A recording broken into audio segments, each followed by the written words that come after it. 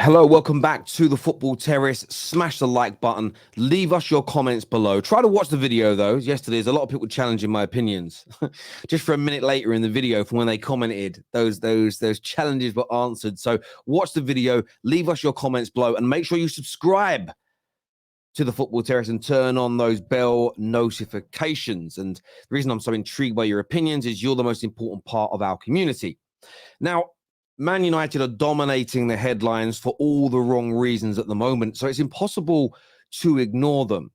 Two big, fresh reports have come out today. The first one says that figures within Man United's squad believe that Ten Hag's handling of certain individuals has had a negative impact on the team's togetherness. And what's so intriguing about this is we will all naturally gravitate towards the incident with Jadon Sancho. And I'll stand as resolute as I've always done. I believe there are things that Sancho has done wrong. However, I didn't like the idea. I didn't like the way the manager handled this publicly. There was always but what if it's the final straw and he's trying to give him the kick up the backside? Yes, it hasn't worked though. And you judge, in any profession, you judge people by their actions and the consequences of that action. And it is fouled for Ten Hag. However, what's interesting about the media reporting this is only a few weeks ago, it was stated by the mainstream media that players were on the side of Erik Ten Hag as opposed to Jadon Sancho. So now suddenly the leaks out of the club are very, very different. There's a very different feeling and approach to it. Within this story as well, it is also suggested that Man United players fear Ten Hag's abrupt approach is affecting squad harmony. And this is where Man United fans need to be very, very careful. I have lost faith in the manager based on one major factor. He is not trying to implement the style of football, the possession-based, quick passing, excellent movement that we saw him implement when he was at Ajax. I thought he was coming in to coach into this club from top to bottom a style of football that was progressive, possession-based, beautiful on the eye, that would help us develop and win major trophies. The fact that isn't happening, I don't want him here anymore. How he's trying to play football, he has no proven track record with, and I think it's a mess. So I believe we should be looking for somebody else that suits how the club wants to play. That doesn't mean, however, that every story about him or every decision he's made in the past has been wrong. And this is where Man United fans need to be very careful that they do not do the Glazers' bidding. The Glazers are trying to gaslight you into thinking the manager is causing every single problem we have. How do I know this? We've done it 5 times before. The manager's training methods, the way he treats people is too abrupt. The players don't buy into his ideas. They create this narrative via their leaks that if we sack the manager and we bring in somebody new, all will be rosy. And I'm sorry to say it to you, and I'm going to keep repeating it. This isn't the case. So as much as you may believe these stories that have come out, we should be condemning the fact they're being leaked anyway. The fact that players don't like somebody being abrupt with them when they're playing badly, you should be on the manager's side, whether you agree with his style of football, tactics or not. We have to protect the power that resides in the position of manager. Otherwise, player power will prevail. And we've seen this now for the best part of a decade at Manchester United. So be very careful about how you react to these stories. You can want the manager out, but don't just be polarized and go with every element that's against him, because what you do is you create a rod for your own back later on down the line. These leaks coming out the club are sanctioned by our board. It's an absolute disgrace that they are coming out because it weakens the position of the club in the future, not just right now. Don't be suckered into thinking this gets rid of the manager, it gives me what I want, and we'll go to another level. Because in my personal opinion, that simply isn't true.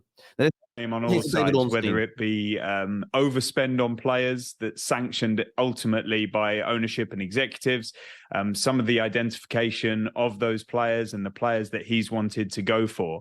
And it's been a bit of a perfect storm, you could say, this season with what's going on at ownership level.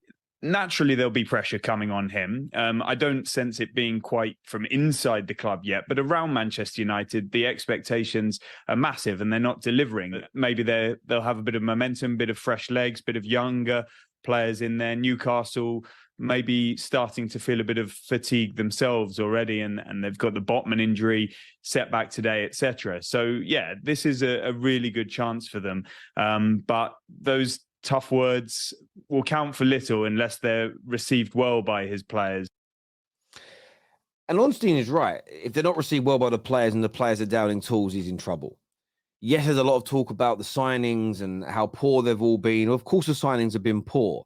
We have sanctioned the purchase of players who have worked with Ten Hag or worked in style similar to what he, the system that he used at Ajax in the past, but we are not implementing that system and style. This is not just a Ten Hag problem. Now, I know the comment section now will say, Terry, I already know from what I've already said in this, don't defend Ten Hag. It's not about defending Ten Hag. I'm defending Manchester United. This is about the whole club pulling in the right direction. There's no way we should have signed Anthony for £80 million to play the style of football we are, when one, we could have got him for 40 million a few weeks earlier. That's on the board. Secondly, this should be getting vetoed. The manager shouldn't have the power. If we know what style of football we're playing, we should not be signing players that are not equipped to work in that style, no matter what the manager says. This is where you need to be run you need a strong board and you need to be pulling in the same direction. It's absolutely true. And as I said before, I've lost faith in this manager. I'm criticizing big issues with this manager, but let us not lose sight, Man United fans. The reason we are where we are is not because of Ten Hag. It's not because of Bruno. It's not because of Anthony Martial, not because of Jadon Sancho. It is how we are run. And do you know what's really funny? There's talk that they may want to sack the manager now, but they're umming and ahhing over the £15 million they'd have to pay him out with. So even if they agree, even if he's completely at fault for everything, let's just say you are right. This is where you've got to start deep in these things and stop sitting in your emotions and wake up and smell the coffee. Let's just say you're right and everything's perfect at the club. Ten Hag has ruined it. These owners won't pay him off to get rid of him to fix us. They'll let this continue until the compensation is lower. So no matter what you think of Ten Hag, no matter what you think of him, no matter what he's done, the buck stops with him. How dare you? Fan listening to this, and on Saturday you go to the ground, and tomorrow, it's Wednesday, Carabao Cup. If you boo Declan Rice. So I just wondered why he was wearing makeup for a minute there. By the way, in the previous section, I said it's all on him. I meant all on the Glazers. But anyway, I wondered why he was wearing makeup. Then I remembered it was Halloween. Let's go back to what he's saying again here. Hang on, sorry. And tomorrow, it's Wednesday, Carabao Cup. If you boo Declan Rice, you are an absolute disgrace to your club. You're an absolute disgrace. Why? I promise. Why? Because of what he done, what he achieved. And the West Ham fans, you know what really has annoyed me about West Ham fans? Go on. Is that they bigged him up.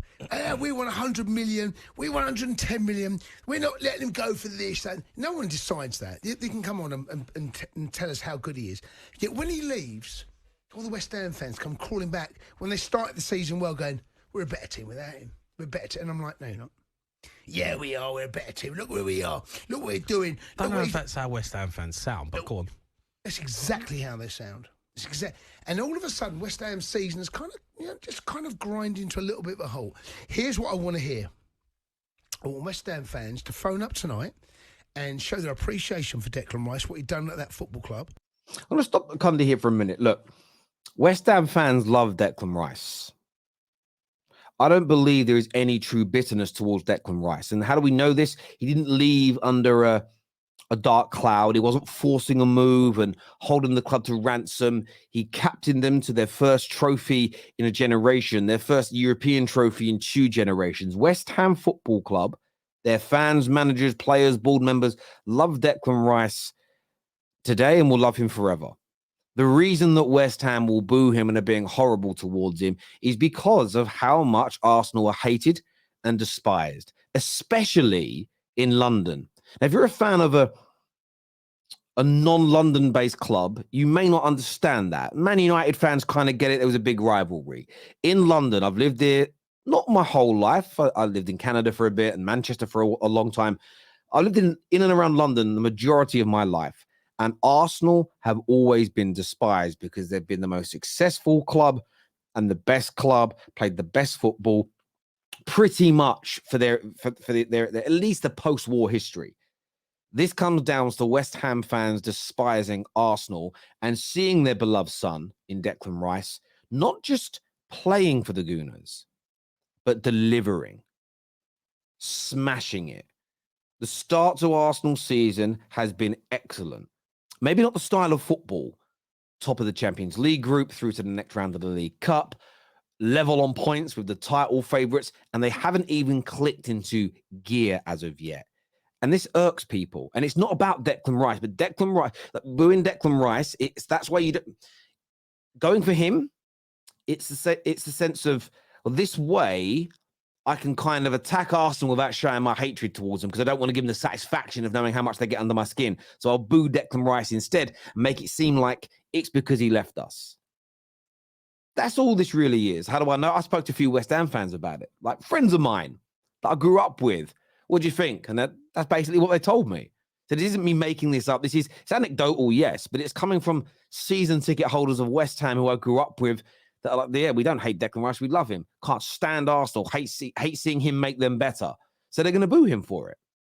But I do agree with Cundy. I think in the cold hard light of day, Declan Rice has given you, not since, in my opinion, the great late Sir Bobby Moore has a captain delivered so much for West Ham. This man should be getting a standing ovation every time he turns up at the London Stadium. Every time you see him in the street, he is a footballing god to you.